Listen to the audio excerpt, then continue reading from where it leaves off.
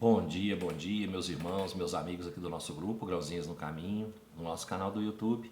Sejam todos bem-vindos mais uma vez ao nosso pequeno estudo, nossa leitura diária do Evangelho segundo o Espiritismo, do Livro dos Espíritos, nossos grãozinhos no caminho de hoje.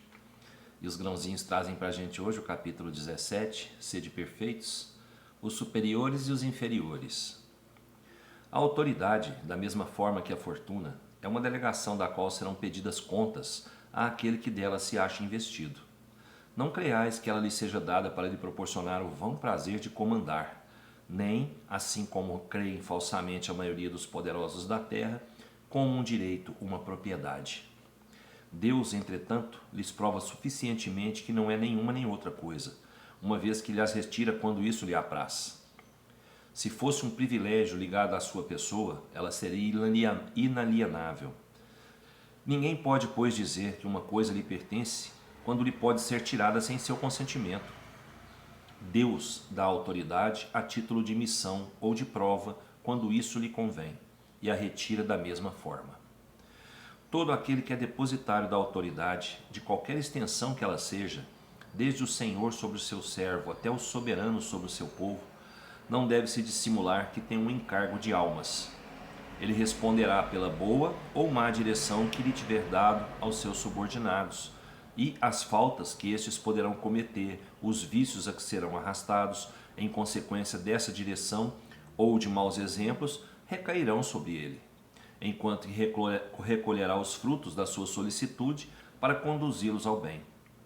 Todo homem tem na terra uma missão pequena ou grande. Qualquer que ela seja, é sempre dada para o bem. É, pois, nela falir, falseá-la em seu princípio. Se Deus pergunta ao rico, que fizeste da fortuna que deveria ser em tuas mãos uma fonte espalhando a fecundidade ao teu redor? Ele perguntará àquele que possui uma autoridade qualquer, que uso fizeste dessa autoridade? Que mal detiveste? Que progresso fizeste?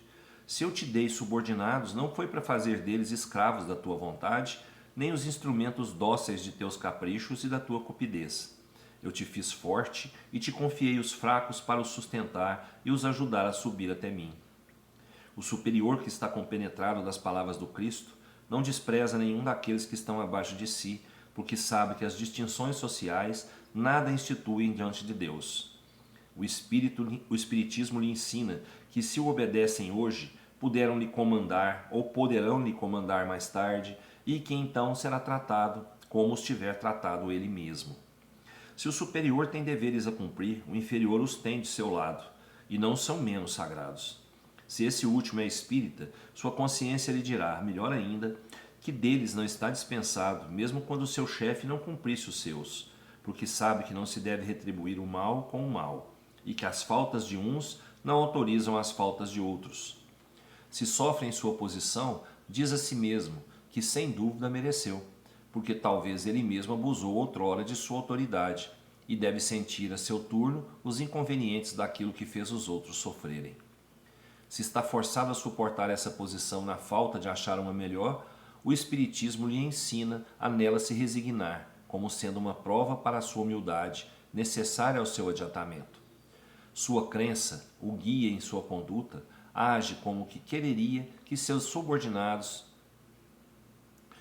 agissem para com ele, se fosse chefe.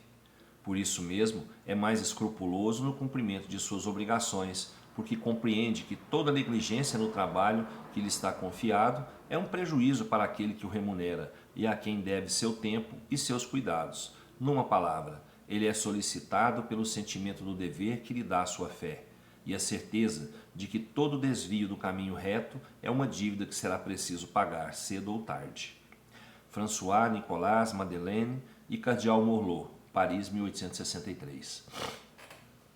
Gente, Deus dá pra gente várias oportunidades, né? A gente já falou isso.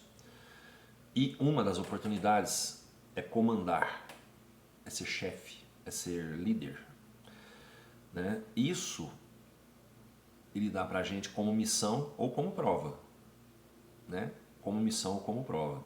E a gente tem que exercer bem essa oportunidade, aproveitar bem essa oportunidade para o nosso crescimento e para o crescimento daqueles que estão subordinados a nós nesse momento, né? E porque se a gente não utilizar bem isso, Deus pode retirar, né,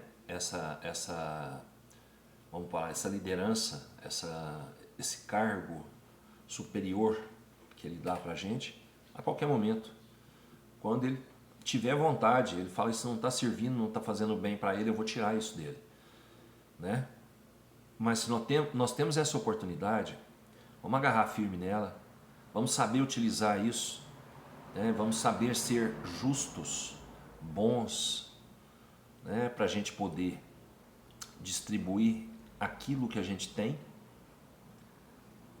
para os nossos subordinados, né? Respeitando o limite de cada um, respeitando a condição de cada um, né? A possibilidade que cada um tem, os recursos que cada um tem.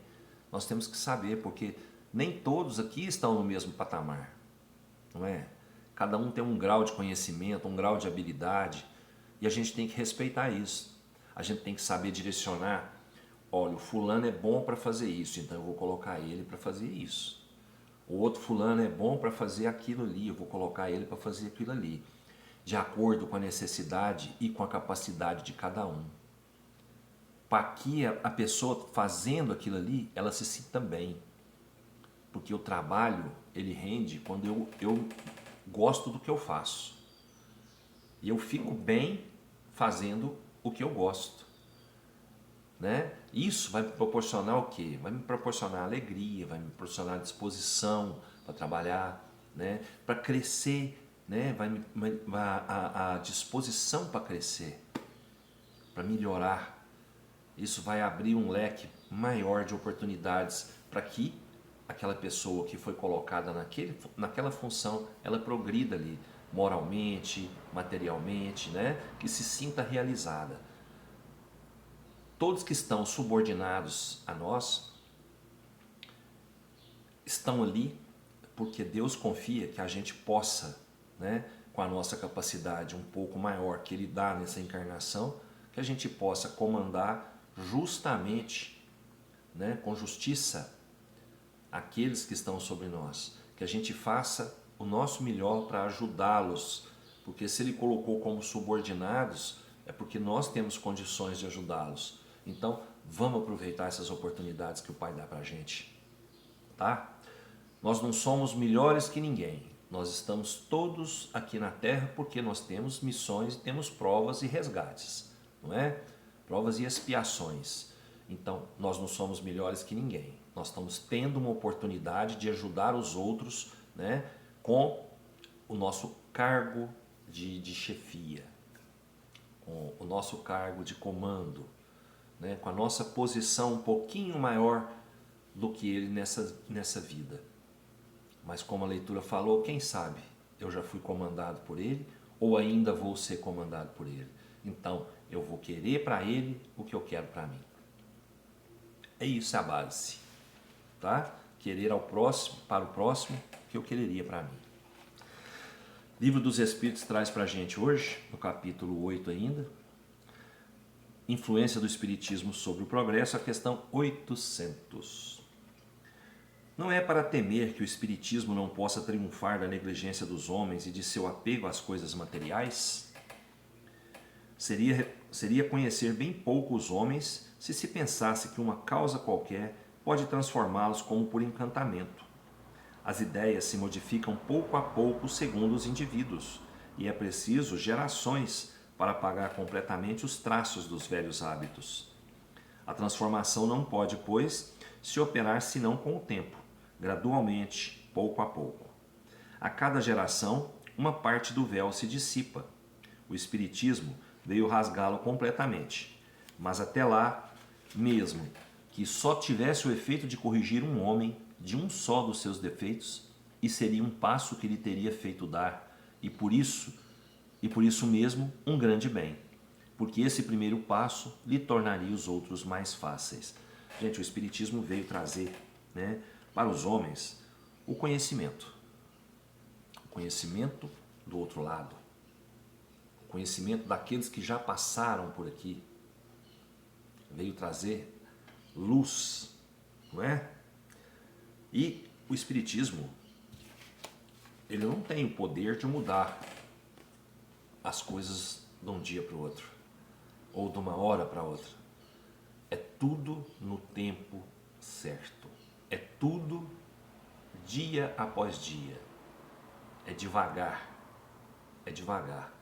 Para que o Espiritismo consiga atingir a todos da maneira que tem que ser atingidos, demora um pouco, né?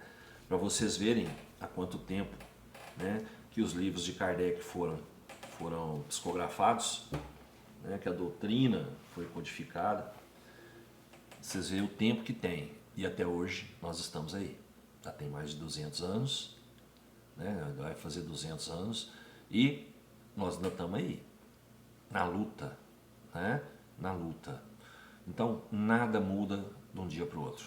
É devagar, né? Mas quando houver mudança, essa mudança será efetiva. Ela será realizada totalmente, né? Então, vamos devagarzinho, plantando as nossas sementinhas e colhendo os nossos grãozinhos do caminho. Fiquem todos com Deus. Até amanhã, se Ele quiser, e eu tenho certeza que quer. Beijo no coração, pessoal.